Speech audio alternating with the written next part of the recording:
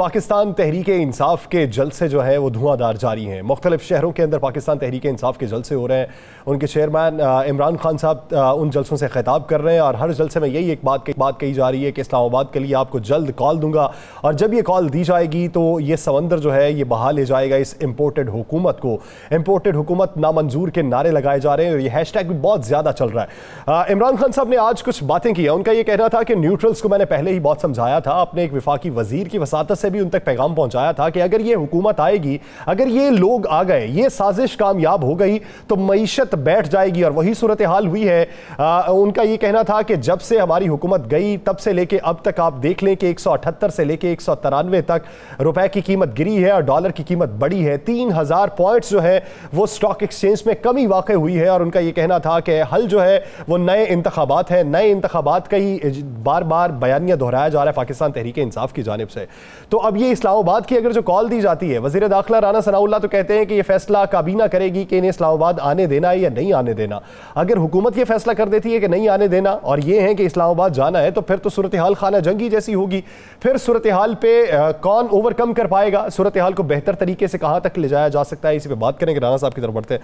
राना साहब समझते हैं पाकिस्तान तहरीक-ए-इंसाफ का तो ये अज़्म है कि इस्लामाबाद तो जाना है, नए इंतखाबात तो करवाने हैं। दूसरी तरफ हुकूमत ये कहती है जब तक इस्लाहात नहीं होंगी तब तक इंतखाबात नहीं होंगे। तो फिर ये इस्लामाबाद की जो कॉल है इसका आप मुस्तकबिल क्या देखते हैं? बिस्मिल्लाहिर्रहमानिर्रहीम। अस्सलातु वस्सलामु अलैका या सय्यदी या रसूल अल्लाह, अस्सलातु वस्सलामु अलैका या सय्यदी या हबीब अल्लाह। या सर मैं दो तीन चीज़ें तो बड़ा क्लियर कह दूँ।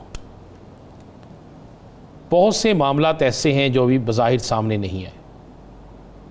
बज़ाहिर हुकूमत के कुछ ज़िम्मेदारान आज के दिन तक ये समझ रहे हैं कि शायद इमरान खान की कॉल जो है वो एक वैसी ही कॉल होगी, वो आएंगे जलसा करेंगे 5, 7, 10 दिन बैठेंगे चले जाएंगे तो उससे हमें कोई फ़र्क नहीं पड़ेगा।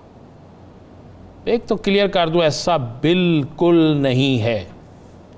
इमरान खान इस दफ़ा नए तरीके से, नए अज़म से, नई हिकमत अमली के साथ इस्लामाबाद की तरफ आ रहे हैं। इस्लामाबाद के अंदर इतना क्राउड मौजूद होगा जो शायद इस आज से पहले इस्लामाबाद में नहीं हुआ।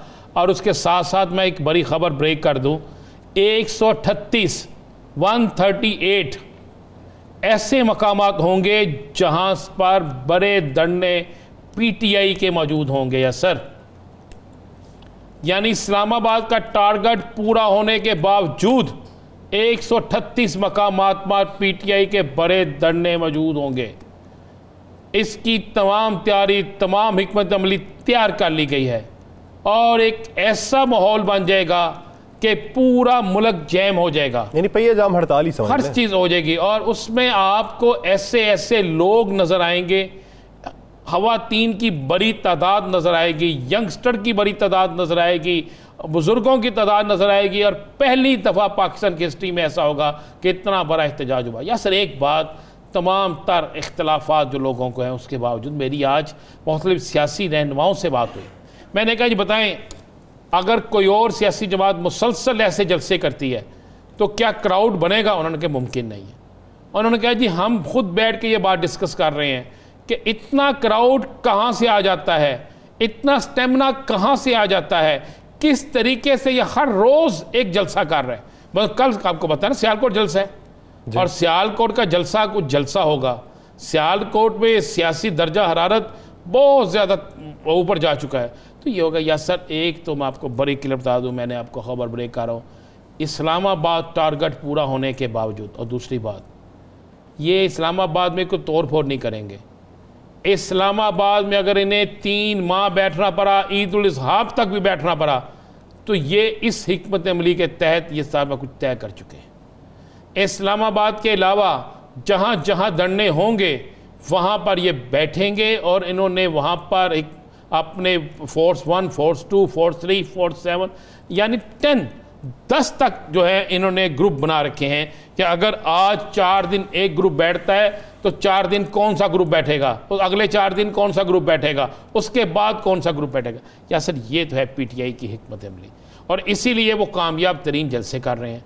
और जलसों के साथ साथ देखें आप पंजाब में अटक वाला जलसा आपने कल देखा है ना जी, क्या वो छोटा जलसा था? आज का जलसा उससे ज्यादा था। और जब आप देखें इमरान खान सबसे पहले जब शाह महमूद कुरैशी करते हैं तो अवाम को वो एक नया जज्बा दे देते हैं, अवाम बिल्कुल खरी हो जाती है।